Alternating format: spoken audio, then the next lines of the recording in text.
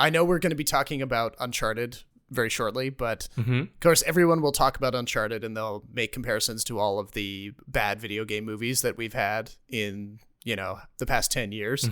I'm still sort of holding out hope for two projects that are on the horizon though. They just announced that Walton Goggins has been cast in the Amazon show based on Fallout, which I'm kind of psyched about because, Walton Goggins, he's done drama, but he's also better known lately as a comedy actor. And if they're hiring a guy who has comedy chops, I feel like that's an indication that they may be getting the sense of humor from the games right, which is probably the most important step considering it's like a post-apocalyptic story / landscape.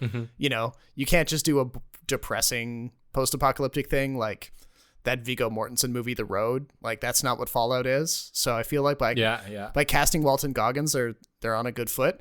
Now the fact that it's the people who made Westworld, I don't know. Jonathan Nolan and his... I thought you liked Westworld. I liked the first season, but then I heard that, it got a really bad reception in seasons 2 and 3, and I didn't catch up with it, so I don't know for sure. But yeah, I'm holding out hope that the video game curse doesn't hit that one. Also, Netflix is making a BioShock movie. I've heard about that too. It's another game series that I love. Fingers crossed on that one. The thing about post-apocalyptic movies and adaptations is that they all tend to be depressing. Which is kind of why it was interesting in the Lego movie, the second one, I think it was. They had the post-apocalyptic world and they made it like a comedy. Same with Zombieland. Yeah. So it's funny that you mentioned that because he directed Uncharted. So yeah, I agree. Like I think it's, especially, I don't know, coming out of COVID, I think people are just looking for a bit more positivity. Yeah, exactly. We've all experienced our own form of like, end times. Although we're about to get like the most psychotic Batman ever. I'm excited for it. So. Of course, but that will be the topic for next episode. So for all of you listening at home, get excited for that because I'm sure we'll have lots of thoughts about that coming from two Batman diehards. Oh, for sure. But on that note, should we start the show? Sure.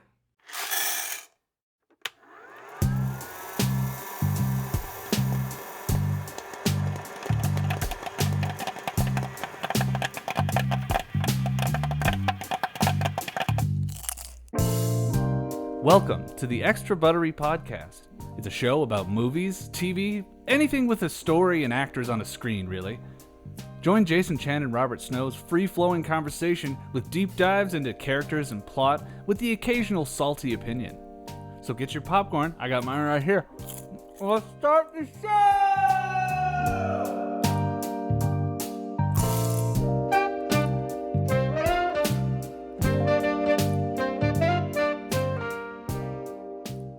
Welcome to episode 105 of the Extra Buttery Podcast. This is Robert Snow in Toronto, and I'm joined by my co-host Jason Chen in Vancouver. Hi. This time on the show, we're talking Uncharted. Teased a little bit in the intro just then, but it's the long in development Sony adaptation of the beloved video game series. And then we're also going to touch on Paul Thomas Anderson's latest, Licorice Pizza, which came out holiday 2021, but, due to some fun times with COVID here in Canada, it took a while for Jason and I to see it. So we'll be talking about that. But swinging back over to the video games again. This is the path that Ferdinand Magellan took to sail around the world. You know your history. It's the biggest treasure that's never been found. 5 billion, easy. I think you're here because of your brother. Wait, you know my brother Sam?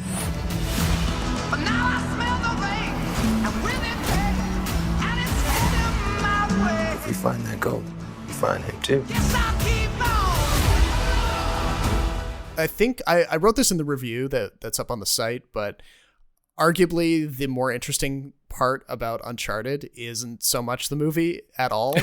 It's the long journey it took to finally get made. You didn't find it boring, did you? I found it very meh. Like there were moments that were fine, there were moments that were really dull, and they kind of canceled each other out for me. So I was like squarely in the middle on it. I feel like I might forget it in a couple months' time. But it wasn't bad. Like there were people who were kind of like cheering for it to be bad, like, that's so bad it's good kind of vibe, but there's no way that it could be like that. I don't think it doesn't have enough personality for me. No. I don't know. What did you think of it?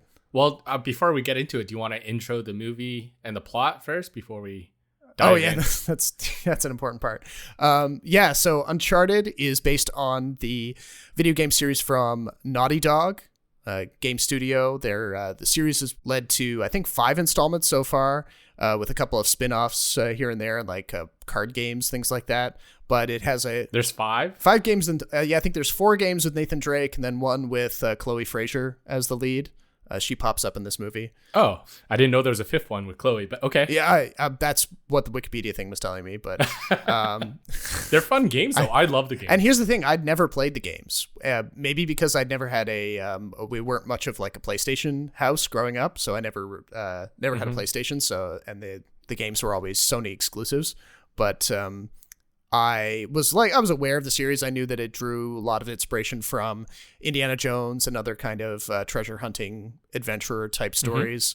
And the other thing that I knew about it, following the video game industry, was that it was a series that was well known for its cinematic cutscenes, where there was lots of dialogue, there was lots of kind of quippy character moments between the hero, Nathan Drake, and the various people he comes across when he's searching the world for antiquities.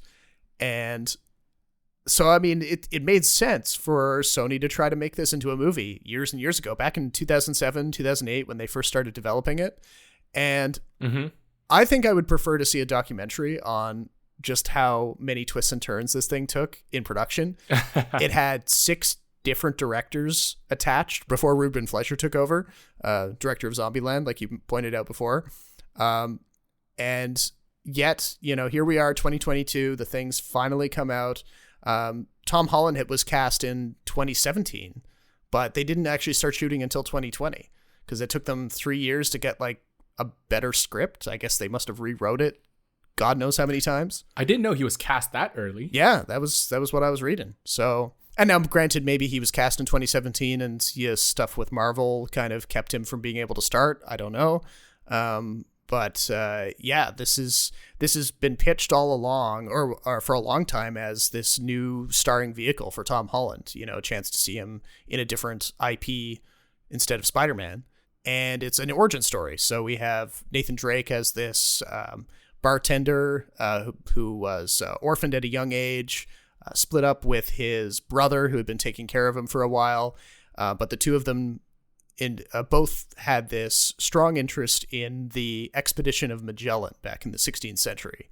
And they felt that the treasure ships that Magellan had hidden away could still be found.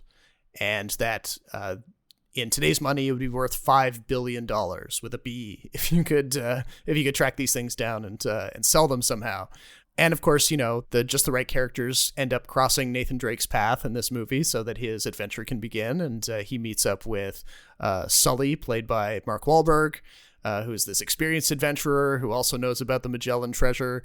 And of course, some bad guys headed by Antonio Banderas as Santiago Moncada, this aristocratic Spanish guy who believes that his family is owed the treasure after his family was cheated of it back in the 16th century. And that's your basic setup. I mean, it reminds me a lot of the recent Alicia Vikander version of Tomb Raider. They're all similar. Like the games are all similar. Yeah, which, is to be expected given the fact that we're dealing with like going after historical artifacts and things like that. Between the fact that Indiana Jones itself as a series is not fully dead, with Harrison Ford shooting a new one as of last year, I don't know, this feels, and the fact that like the Mummy is kind of still around or still beloved by certain fans, like this one like the Brendan Fraser one, right? Yes. Not the Tom Cruise. Oh yes, yeah. The Brendan Fraser one is amazing. Exactly. I love it. It's one of my favorite adventure movies. Actually, the parallel I drew was National Treasure. Yeah. Oh yeah. There's that too. I mean, and both of those movies were also still held up as great fun adventure movies that we don't really get enough of. And so this one comes along, and it's not like I was saying before, it's not bad by any stretch of the imagination, but it's also not super memorable. No, it's not. But I think, like you said, it reminds us too much of other franchises that deal with the same treasure hunting trope, starring a white dude. Yeah. I mean, you could pull like 100 movies out of your butt just with that topic alone. Yeah. I agree with you there. I think it's a competent film. I don't think it's very memorable, but I don't think it's bad. And if you like stick it in the pantheon of video game movies, I actually think they did a pretty good job. It follows a lot of the structure from the video games, where you start with like Nathan Drake in being in this sort of a huge action set piece, and then they kind of go back in time and then go through the plot and catch up to the events of the beginning of the film. Right. So yeah, that was kind of nice. The thing about this movie, and as with most video game movies, I find is that the characters are never really in danger. Like they can't be, right? Yeah. And I think they actually did a fairly decent job of not putting Tom Holland, or I should say Nathan Drake, in situations where death is imminent. Yeah. I mean, when you jump out of a plane or get hit by a car, or, you know, get hit by cargo, you should be dead on impact. Yes. But he's not. Yeah, that big scene in the second act or whatever, yeah. Yeah, so in that sense, it does feel very much like a video game movie. It does feel like we are watching a Nathan Drake video game in movie form. But my gripes kind of had to do with other things. One of which was being that I cannot unsee Spider-Man. Oh, yeah?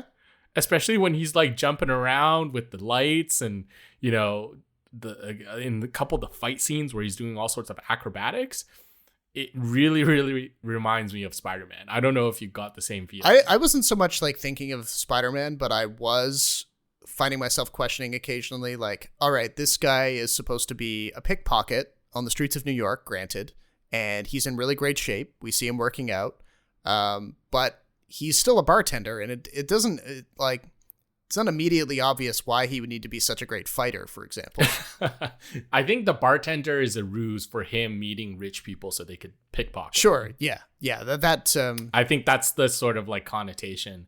But I mean, the comparisons we drew, so Indiana Jones, National Treasure, I think this is where Uncharted really falls apart. It is not a very interesting plot. Yeah. The sort of like clues and treasure maps that they find aren't very interesting. National Treasure I thought was really fun because it introduced you to like an alternate history and objects that you've never heard before. Magellan's ships and treasure is something that like everybody knows. Right. Yeah, and even when they get to the main like puzzle solving portion of this movie, oh my god, it is so bad. Okay, spoiler alert, but the part where he's in the Philippines and he drives the motorboat right past the beach where the villains are. No, not that part. The part where he finds the actual spot of the ships and he's using the two crosses as a compass. That was the most ridiculous thing I've ever seen. It is so unclever. And the whole turning of the keys and going to Barcelona and following this treasure map. I mean, I think it's more poorly constructed than like a Dan Brown novel. Yeah. Oh, yeah. Yeah. Actually, I remember writing in the review, like some of the puzzle solving, like the symbology scenes from the Ron Howard movies are better than some of the things that we get in this movie. And I don't know if that's I don't think we get any of that in this movie. Well, when we do, it's like, it just feels like a ripoff of better sequences in other movies. Like, you know, all of the stuff where they're navigating the hidden passages in Barcelona. It feels complicated, but weirdly simple. Like it's rudimentary. Yeah. Right? It feels like it's like hidden keys, hidden walkways. Yeah. And I'm like, how could no one in Barcelona have found any of these places over the many centuries, just like building buildings that are right on top of this stuff, you know? Yeah, exactly. At least with National Treasure, he had those like Benjamin Graham glasses that like change color. You can see like the secret text. I mean, in this movie, like all they did was write with invisible ink, which is just like lemon, right? Yeah, lemon juice. Yeah, that's a classic one. Yeah. It seems so simple but not elegant in the same way as, say, like Gregory Peck in North by Northwest, where he like traces over a note with a pencil and he gets the outline of the secret message. I mean, if you look at the screenplay though, like the screenwriters, so Rafe Lee Judkins is one of the screenwriters. He wrote The Wheel of Time. I only caught a few episodes. That's a very straightforward, you know, not so mysterious show about this fantasy world. And then Art Markham and Matt Holloway is a screenwriting duo. They wrote Transformers: The Last Night, Men in Black International. So it's not like it's not like an A-list team, like it's a competent team, because Art Markham and Matt Holloway did write Iron Man, the original one. Right. But it's just like all their movies lack, I think, a certain amount of intrigue. And I think you need a lot of intrigue in an adventure movie to keep you going. Yes. I mean, half the charm of the movie is Mark Wahlberg and Tom Holland trading barbs back and forth. And it's not even that interesting. No, they're like, I can't really remember offhand any of the barbs or the banter or anything like that.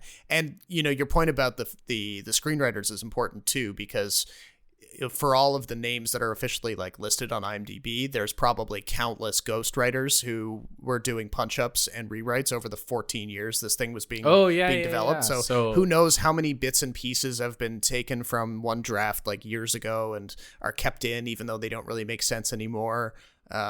You know, I feel like you can see some of those edits on screen occasionally, like the whole part when Chloe Frazer is just written out of the climax entirely. They come up with an excuse for her to go off and follow a different trail. And, you know, she had been a pretty important supporting. She was a significant character. Yeah. And she was the turncoat. Exactly. And she's just not in the final action scene with the flying boats or at all. You know, that feels like a video game thing where like the side characters have to go away and you're on a solo mission, right? And you have to fight the final boss. That feels like a very video game thing. Did you go into the deep dive on IMDb? Because Naughty Dog apparently approached Seth Rogen and Evan Goldberg to write the screenplay. Really? Yeah, they did. And then they declined, saying that it would be another Indiana Jones movie. Oh. And you totally get that vibe. Like, it's really hard to separate Nathan Drake from the rest of the action adventure series, because Nathan Drake, what is he? He's a white dude who wears a white shirt and has a gun. Yeah. And there's nothing that interesting about that. The other actually interesting tidbit I found was that apparently Tom Holland was cast as Nathan Drake because he had pitched a young James Bond movie to Sony. Oh, all right.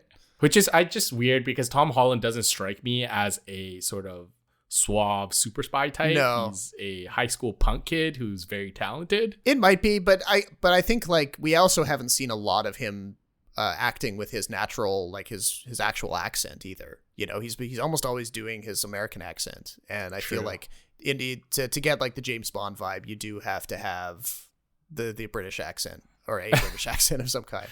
He just doesn't have that edginess to him. Like, he's almost too friendly. Yeah. So, I mean, I'd be happy to see him try it out. But, it's all kind of academic at this point. And it's also, like, I get they're trying to build, like, a new franchise and IP, so they skewed young.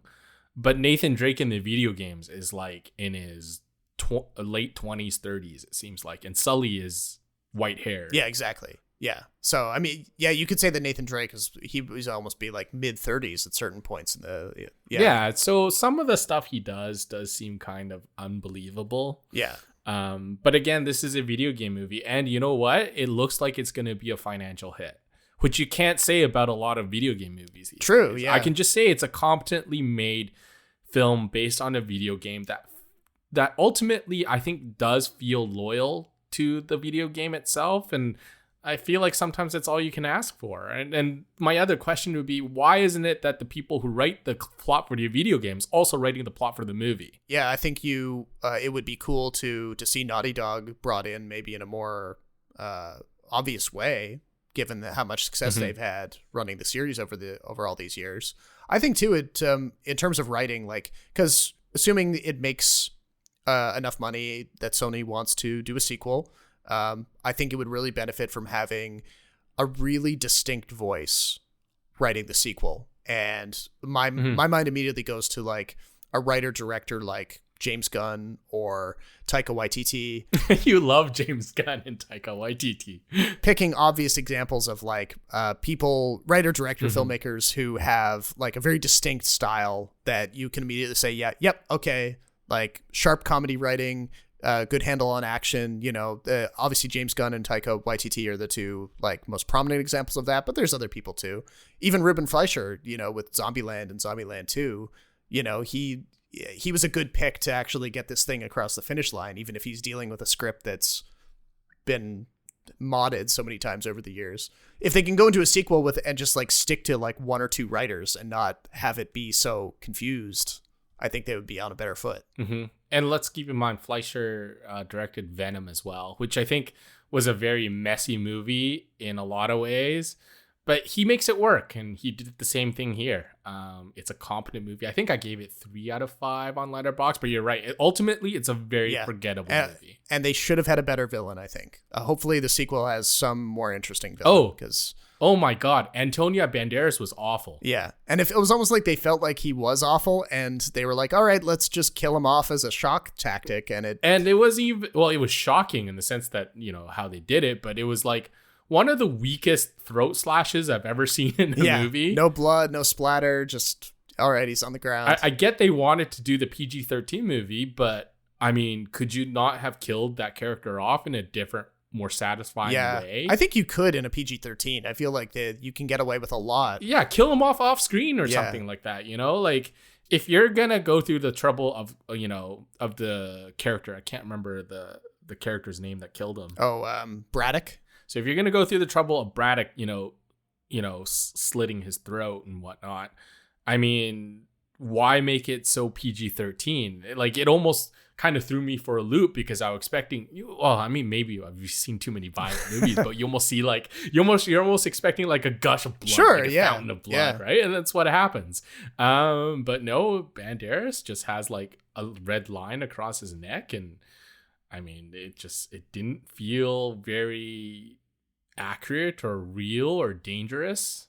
So yeah, I mean, I actually like Chloe though, the supporting character. I just thought she wasn't in it enough in the end. And I mean, given that I think she's a recurring character in the game series, right? Yes, she is. Yeah. So I mean, they'll obviously have her back if they do a sequel. And they apparently have ideas for one because Mark Wahlberg's already grown out the mustache or been given a mustache for that mid-credits scene.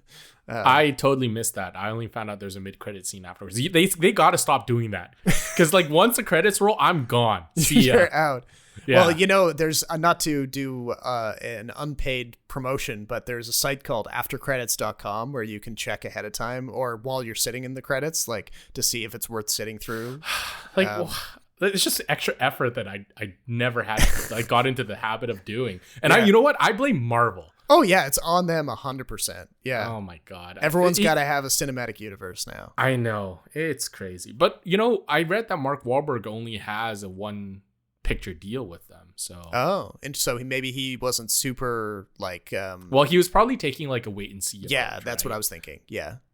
But now that he's seen that, hey, it's like it's actually making money, maybe he can ask for more, right? Yeah. Actually, before we move on, I just want to get your quick thoughts about all the other actors that are being considered for Sully, because it is a wide range. So I haven't read into this. Just drop some names on me. Okay, first one, Bryan Cranston. Okay. I mean, it could work. Skews older. I guess that would be more in line with what we see in the games. Plus, he feels more threatening, right? Like, if him and Drake are going to have an adversarial relationship sometimes, he works. Yes. Yep. The other was Jake Gyllenhaal. Oh. I can't see it. No.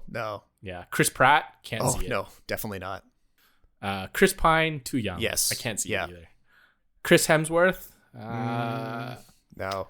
I feel like he's more like a good comedic actor, not like a serious mentor type. Yeah, but again, too young. Like, there's what, a 10-year age gap between him and Tom Holland? Yeah, maybe. Yeah. Matthew McConaughey. Oh, yeah, I can see that. Yeah, could work. But I feel like McConaughey would just be like, he would be the focus rather than Tom Holland. Yeah, you would have to have like a good director and a good script that didn't allow him to kind of like run away with it. Yeah. And the last one I want to throw at you was Woody Harrelson. I thought this one was interesting. Yeah, I could see Woody Harrelson in that role. He's played like mentor. Like, I mean, he did that in the Solo. Like, he could. Yeah. And he worked with Ruben Fleischer and Zombieland and Venom too. Yeah. So yeah, that makes sense. Yeah. So I think there's like they definitely have some sort of relationship there. Mm-hmm. Mark Wahlberg is fine. It's just hard to unsee Mark Wahlberg as Mark Wahlberg. Yes. Yeah. So, I mean, kudos to him for getting another IP under his belt. Yeah, I know he's a hard worker, that guy. Yeah, I fear for Tom Holland though. 2 IPs, one so ingrained in my memory as Spider-Man. Maybe just because I just recently saw No Way Home. Maybe that's it. Yeah. Yeah. But I could see him taking like a really different role, like indie movie type role in the future, just to like maybe break the glass a little bit. Yeah, he should really test himself because there is definitely a threat that he'll get a little typecast. He tried doing like an artsy movie for Netflix called The Devil All the Time, which I didn't see. Mm-hmm. I heard relatively good things about it, but it was also apparently quite depressing. So yeah, it didn't jump immediately to the top of my list. But talking about artsy movies, how about Licorice Pizza? There's nowhere to be seen. So how'd you become such a hotshot actor? I'm a showman. That's what I'm meant to do. To the seats with the clearest view. Then she's hooked to the silver screen. Do you know who I am? Yeah. Do you know who my girlfriend is? Barbara Streisand? Barbara Streisand. Sand. Sand, yeah, like sands. Like the ocean, like Barbara beaches. Streisand? No, like Streisand. Sand. Actually, you know what? Paul Thomas Anderson directing Uncharted would be a really funny result, I think. Yeah. I can't see him volunteering for that job, but maybe if he... Only if it's like set in the Fernando Valley or whatever it is. he has a bit of a fixation on that. Well, it's where he grew up, right? Yeah. But you want to do the setup then for Licorice Pizza? Sure. So Licorice Pizza is that's the newest movie from Paul Thomas Anderson, a director that Jason and I both like quite a bit. He's kind of fallen into a pretty predictable rhythm the past couple of years. He always takes like 3 or 4 years between projects, but when he does release something, it's obviously a labor of love and packed with all sorts of great performers. I have a hard time describing the style of his movies. Like if you were to say like to somebody who had never seen a Paul Thomas Anderson movie before, how you describe all of his movies? I mean, they're usually very character driven. They don't necessarily have common themes other than... well, I mean, some certain settings do. I think the look and feel of his movies definitely do. The pacing, he has a very unique pace, and the storytelling is very interesting too. Like he lets things really like unfold before you. Yes. He does a really good job of that. And I mean, quirky is a really bad word to describe anything, but in every single of his movies, he's always got like an oddball character, or sometimes several, who are just... Or several, right? Yeah. They don't feel like movie characters. They feel like... Exactly. Yeah. It's almost surreal. Yeah. And it's very self-referential, I find, sometimes. Maybe not so much in the Phantom Thread, but certainly, say, like Boogie Nights, Licorice Pizza... Punch Drunk Love. Very tonally, similar, I think. Yeah. So this movie in particular, this is a quasi autobiographical movie in the sense that you've got a young entrepreneur, a young striver played by Cooper Hoffman, who's the young son of the late Philip Seymour Hoffman. And Cooper Hoffman plays Gary Valentine, who is this high schooler growing up in the San Fernando Valley in the 1980s. 70s. It's 70s, I think. Oh, in the 1970s. Thank you. Growing up in the San Fernando Valley in the 1970s, he's just an absolute like electric wit. You know, it doesn't matter what people throw at him, what sort of roadblocks he encounters. He's got an answer for everything. He's thinking 15 steps ahead of everybody. And he crosses paths with a character named Alana, who is 25. She's like 10 years older than him. And when they meet, they're at his high school, and she's a photographer's assistant for the guy taking school portraits. And he's immediately smitten with her, despite the age gap. And he resolves that he is going to make her his, even though there's, a bit of inherent creepiness in like a high schooler being into an older woman like that, or, well, older woman. I mean, she's in her 20s, but she's not interested in him romantically at all, certainly for the majority of the movie. And she makes it very clear that they're not dating, and she would prefer the relationship to be platonic. But the movie just follows them as they kind of stumble around the valley in this particular time period, and they try to, come up with get-rich-quick schemes, and they cross paths with kooky characters, and based on real-life characters. Oh yeah, they would have to be, given how weirdly real everything feels. Like John Peters, for example, played by Bradley Cooper, like he's a real-life movie producer who's a total nut job. Oh, Well, same with the politician Walks. He's a real politician too. oh, okay, cool. Yeah. And yeah, it just it has this, to use a very belabored term, it has this slice of life vibe that I like that because it's about pizza. and the title, of course, refers to vinyl, which you hear lots of needle drops in this movie, lots of great soundtrack selections, and it's a long movie. It's not for everybody. Some people would be looking for a little more action or more set pieces. It's way too long, in my opinion. I was wrapped up in it. I didn't really feel like it was dragging its feet. But I can see how some people would. Yeah, this is a movie that I think we're going to have to disagree. Let's establish a baseline then. Like I went 4.5 out of 5. I think I went 3.5. Okay, so you're okay. Yeah, you're coming behind that full star. All right. Yeah. I'm a half star behind you or ahead of you for Uncharted. Yes. So this is one of the rare times where like there is a bit of a more divide between us. Even though I'm coming in positive, like pretty positive on it, it's not necessarily the kind of movie that I would jump to rewatch. I could see myself rewatching it maybe say 5 years down the road, but it's not something that I would like immediately. So the reason I kind of went under is because it's too niche of a film to me. It really reminded me of Under the Silver Lake. Do you remember that? Yeah, although I like this a lot more than that. Well, yes, this is way better than Under the Silver Lake. Okay. Like no question. But this is like the rare Paul Thomas Anderson movie where I don't actively like. Like it's a fine film. I loved Inherent Vice when a lot of people didn't. So maybe I just skew more towards the weirder stuff. No, I think between the two of them, I would rewatch Inherent Vice a lot more readily. Yeah, and I think Boogie Nights is way better. Yes, as a film. agreed. Yeah. So, I mean, let's start with the title at first. Licorice Pizza. Licorice Pizza is a famous record store chain back in the day in California. It's a nostalgic sort of name. I don't even know if it's around. If it is, it's not nearly as big as it was before. And so Licorice Pizza, you're right. It refers to vinyl records because it's black and it's round like a pizza pie.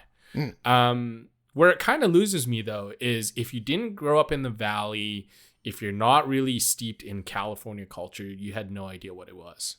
Right. And Licorice Pizza was named for nostalgic reasons by Thomas Anderson because this is very much an autobiographical film. And it wasn't really advertised that way. So maybe if it was advertised that way, then I'd have a better understanding of it. Yeah. I think it just meanders a little bit too much. It's one of those things where, like, if I had a better idea who John Peters was, if I knew more about, Walks, the politician, it would have spoke to me a bit more. It's not, I think, a movie with a lot of wide appeal, although I can see the merits of it. So you talked about Alana, played by Alana Haim from Haim, the music band. She is fantastic. Yeah, for a first-time role, I mean, she feels like she's been acting her whole life. Well, I mean, she's got like a great stage presence because their band with the three sisters. Sure.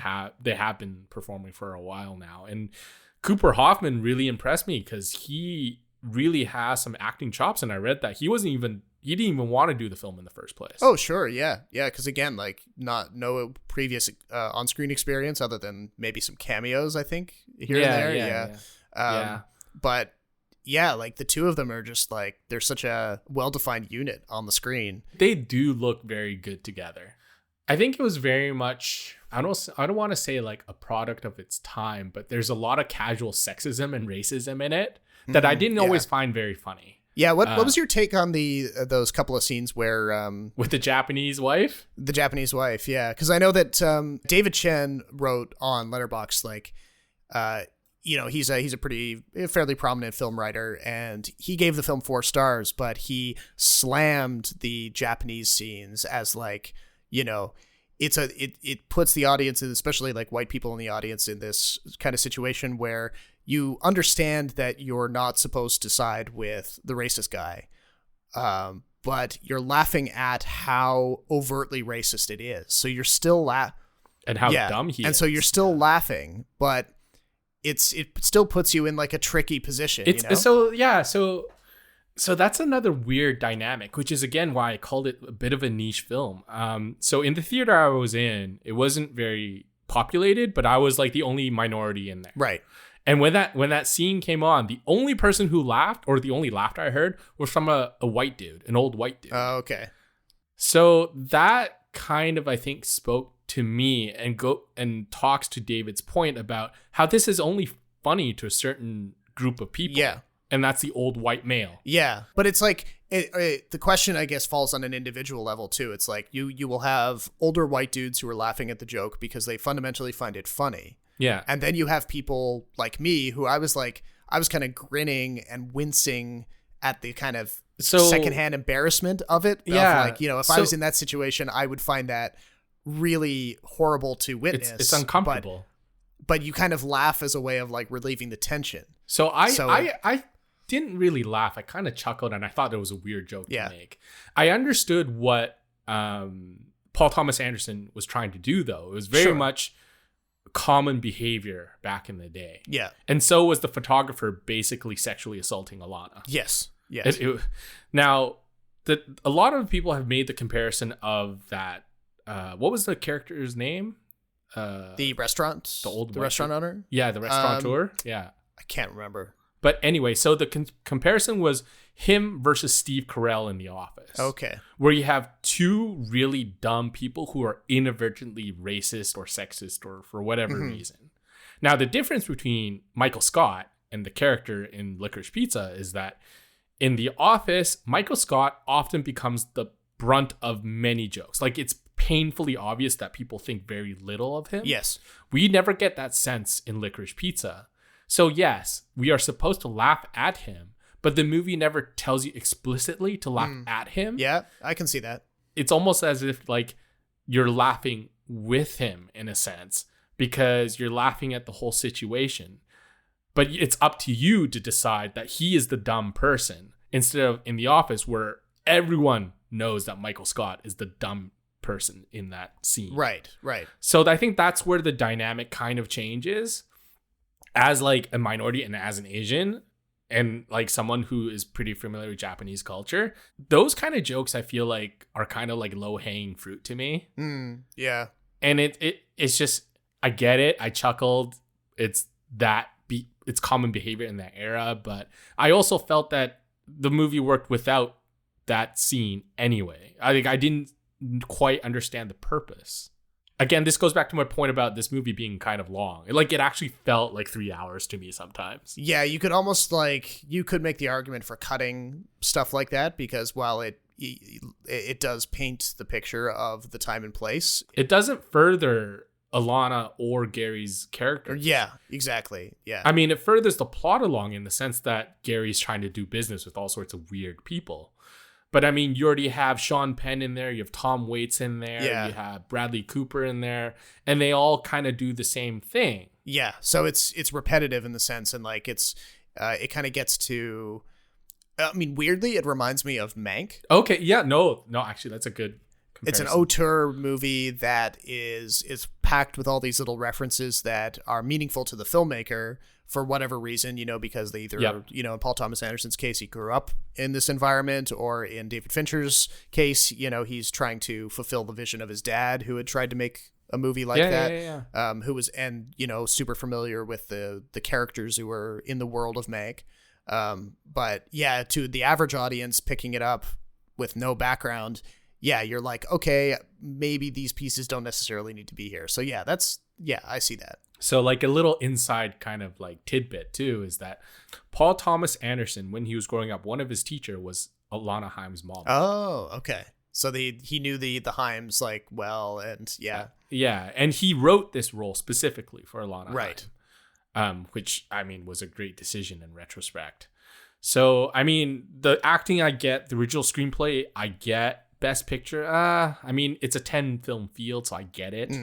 But it doesn't really crack the top 5 for me. But the one thing I kind of wanted to ask you about was the age difference. Now, to me, Alana Haim is playing a 25-year-old, but she's very immature. Yes. And Cooper Hoffman doesn't look 15. So it never felt awkward to me, but it became like a really big debate outside of the film. Sure. What did you make of that? I feel like the people online who were very upset about it were making a bit of a mountain out of a molehill, as people often do. Could you imagine the roles were reversed? Like gender roles? There would have been where it's like an older dude with like a really there would have been like, a louder outcry for sure, but still I think a lot of people were trying to get points online by calling it out or by being woke, quote unquote. Yeah, I woke. mean, you call it what you will, but yeah, they were trying to make a big splash, get some clout, whatever. But ultimately, like, yeah, there's what's the worst thing that happens? Like, did they kiss?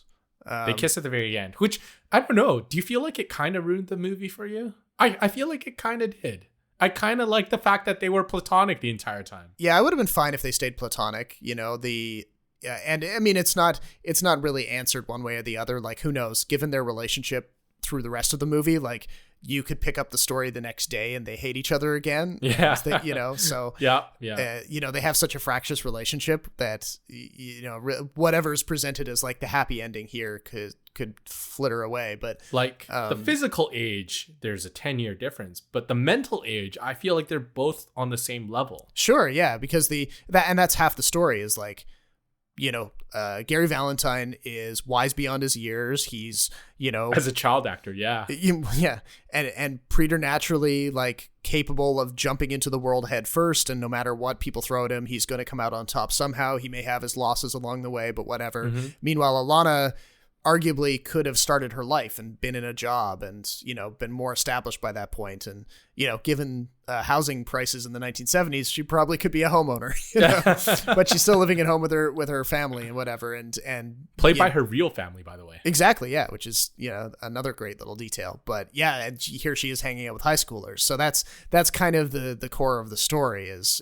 showing these two very different people who are, their ages don't line up with their maturity, basically. I just didn't find it distracting like a lot of people did. No, I didn't really find it distracting. I was, I knew about the quote unquote controversy going into the screening. I was looking for it, but I didn't find anything that really scared me. So, yeah, I mean, it really helps that Cooper Hoffman looks older than 15. I mean, he's 18 in real life, but if he looked like the kids from like Stranger Things, maybe it would have, Yeah. I feel like in certain ways, Tom Holland looks younger than him. Yeah.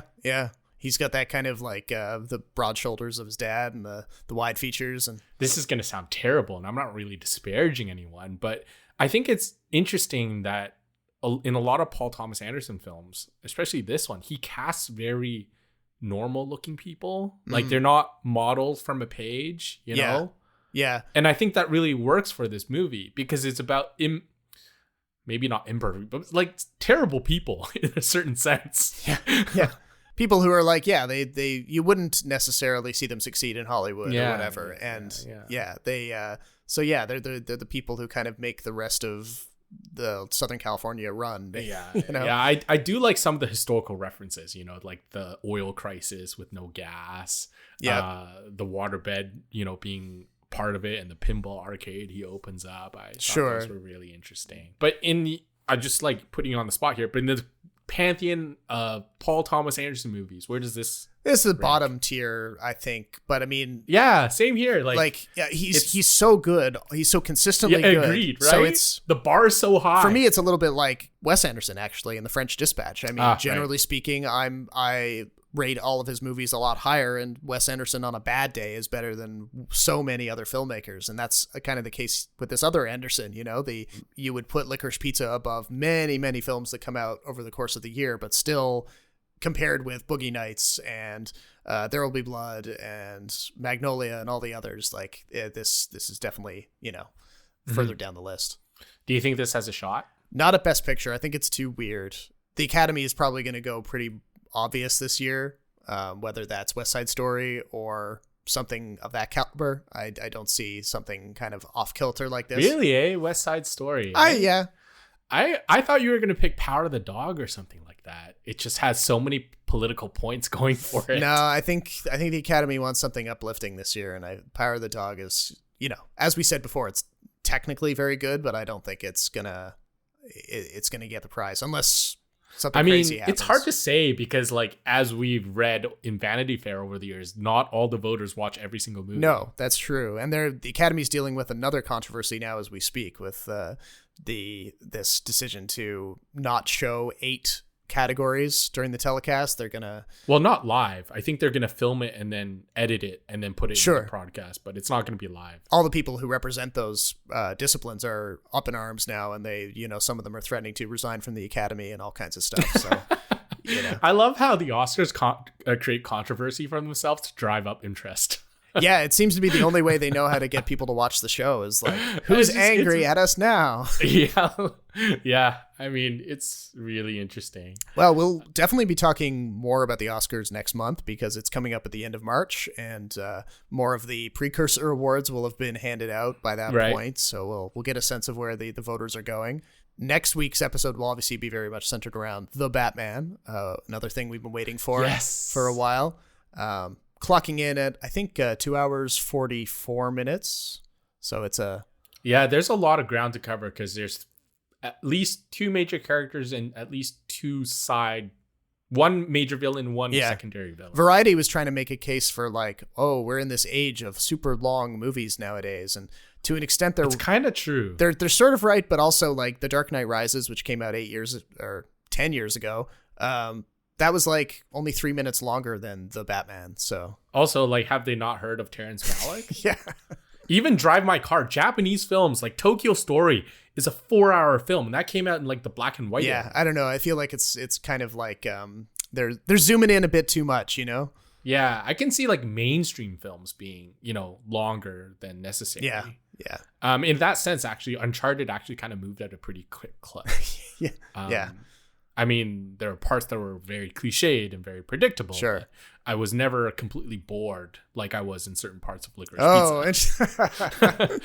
No, it's true. Like, there are some parts in Licorice Pizza where I was like, we need to move on. Yeah. No, there will definitely be some art house lovers who are upset with that comment. But what are you gonna do? Well, the same with Under the Silver Lake. I don't understand the hype. Nope, I don't get it either. That one is. I can't remember which prominent filmmaker it was who said that they adored it. It might have been like Guillermo del Toro. I thought David Ehrlich loved it. He might have, but I think it was Guillermo del Toro said that he loved it. And to each their own, right? Yeah, it's packed with all of those like insider, like old school Hollywood things that I can sort of see why he'd be into it, but whatever. Also, like, way more hipster than Licorice Pizza. Oh yeah. Trying for that like fake film noir stuff. I feel like you hate Under the Silver Lake more than I do. It's possible. I remember actively disliking it the more I watched of it. Did you hear about the good reviews before going in? I heard it was very mixed going in. That was the vibe I got. Oh, okay. That was me too. But I mean, going into Licorice Pizza, I heard it was very good. And Paul Thomas Anderson being, a big fan. Yeah. Having like some of his like really dramatic stuff, I found this a little lacking. Yeah. Well, that does it for Licorice Pizza. So yeah, come on back next episode, which will be about the Batman and other things, if we have time to cram them in. No, we won't. I guarantee you we won't. It might be another Dune style episode where we're just fixated on the one thing, but hey, whatever. This is our show. Well, 2 hours and 44 minutes. There's plenty to talk about. Yeah. How do you expect us I could go on for half an hour about the Riddler. So how do you expect us to cut that down to under 60 minutes? Well, sucks to be you, Rob. Yeah, sucks to be me. All right. Well, until that next episode, my name is Robert Snow in Toronto. And my name is Jason Chen in Vancouver. Thank you for listening, and we'll talk to you next time.